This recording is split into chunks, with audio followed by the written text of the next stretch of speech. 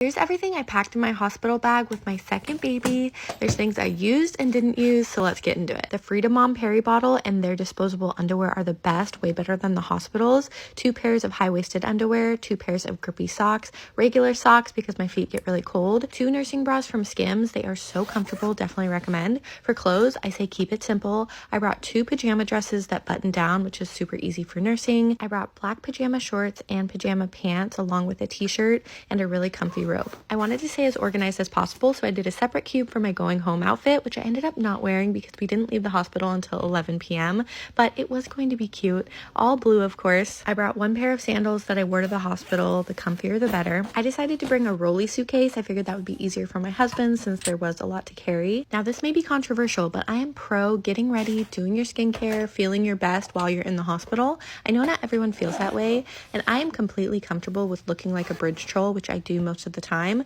But for some reason, doing this at the hospital just makes me feel more like myself. I feel refreshed. So you do you, but I did bring all of my makeup and skincare, and I did use both. I ended up getting my hair done the week prior, which I'm so happy I ended up doing. It made me feel so much better about myself. I brought my curling iron and a few hair products. I thought I would use those for pictures, but I didn't. I also brought eyelash extensions. That was ambitious. I did not use those. We also brought a duffel bag. This was for James's 2 things and my miscellaneous stuff. Just trust me, bring the snacks. You're going to want options. The last thing you need is a hangry husband.